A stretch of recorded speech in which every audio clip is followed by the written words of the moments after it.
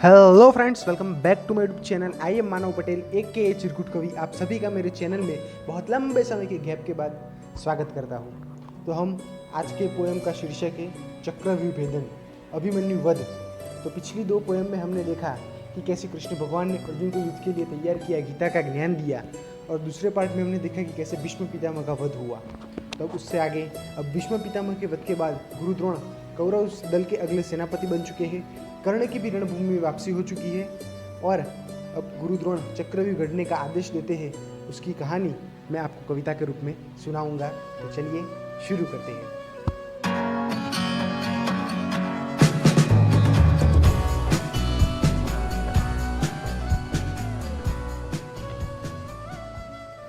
महासंग्राम के मैदान में हर योद्धा एक से बढ़कर एक है। भीष्म, कुरु, द्रोण, कर्ण, अर्जुन और भीमसेन का खौफ है।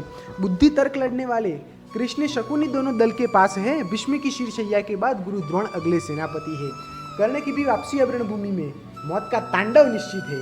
कर्ण की भी वापसी अब रणभूमि में मौत का तांडव निश्चित है। अर्जुन को कर रणभूमि से दूर चक्रव्यूह को गढ़ना है। युधिष्ठिर को फंसाकर व्यूह में युद्ध का निर्णय करना है। हर द्वार पर एक बड़ा योद्धा, चक्रव्यूह के द्वार है सात। स्वयं गुरु द्रोण है पहले द्वार पर, उनको जीतेगा कौन। दूसरे द्वार पर कृपाचार्य, तीसरे द्वार पर अश्वत्थामा है। चौथे द्वार पर स्वयं अंगराज, जिनके आगे सब नाकाम है। पांचवें द्वार पर बलशाली दुर्योधन गदा लेकर वो खड़ा है। छठे द्वार पर मामा शैल्य, जिनमें कम नहीं है बल। सातवें द्वार पर जयद्रथ लेकर खड़ा है एक ब्रह्मवर।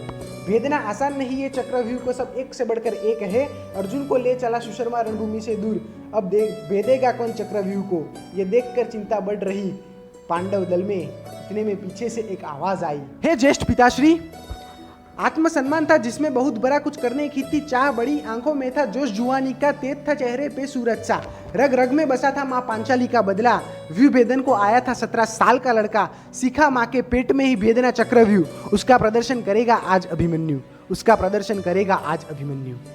हे ज्येष्ठ पिताश्री, मौका दो मुझे व्यू भेदने का, जानता हूँ मैं व्यू भेदन को। स्वयं पिताश्री अर्जुन से सीखा है ज्ञान मैंने।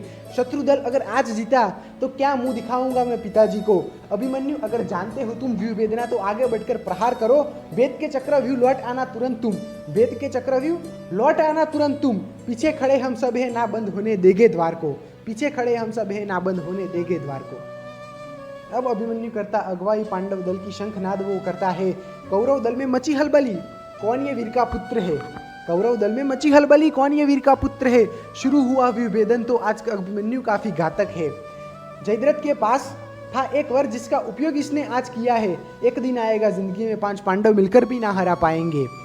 आज वो दिन आया है, उसने वर का उपयोग किया है। पांडवों को जाना था अभिमन्यु के पीछे, जयद्रथ के आगे ना बढ़ पाए हैं। अभिमन्यु ने न मानी फिर भी हार, आगे बढ़ता गया वो। रास्ते में जो आया उसको काटता गया वो। दुर्योधन पुत्र लक्ष्मण भी उनमें से एक था, जिसका सर अभिमन्यु के हाथों काटा गया। आग बबूला हुआ दुर्योधन, भूल गया सारे नियम मोह। दे दिया उसने सबको आदेश, घेर लो इस बच्चे को, तड़पा तड़पा कर मारेंगे अर्जुन के इस लाडले को। फिर भी लड़ता रहा अभिमन्यु अकेले, हरा दिया सबको अकेले।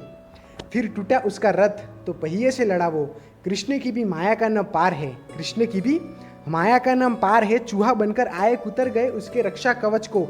आखिर पिछले जन्म का अभिमन्यु एक राक्षस ही तो था, जिसको श्री कृष्ण भगवान ने मारा। साथ उसके रक्षा कवच, फिर भी लड़ा वो अकेले। सबने घेर लिया उसको, फिर भी हराया उन सबको। पर अब सब एक साथ मिलकर उस पर प्रहार करने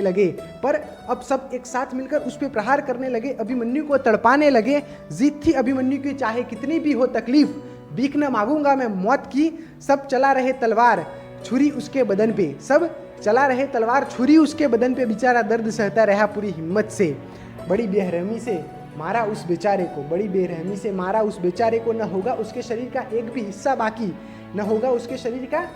हिस्सा बाकी, जिस पे तलवार का घाव न हो। इस घटना के बाद अब ये बात तो सिद्ध हो चुकी थी, अब न होगा इस युद्ध में कोई नियम का पालन, क्योंकि नियम गढ़ने वाले ने ही स्वयं नियम का उल्लंघन किया। तो इस तरह वीर अभिमन्यु को कायर जैसे कौरव दल ने घेर कर मार दिया। अब इस बात से एक बात तो सिद्ध हो चुकी थी कि अब इस युद्ध में कोई नियम का पालन नहीं होगा। और अगर ये बात अब अर्जुन को पता चलेगी तो उसका प्रतिभव क्या होगा वो जानेंगे हम अगले पार्ट में। तब तक के लिए सबको धन्यवाद, थैंक यू। और अगर ये पोएम आपको अच्छी लगी तो इसको लाइक करना, शेयर करना, कमेंट करना और चैनल को सब्सक्राइब ज़रूर कर देना।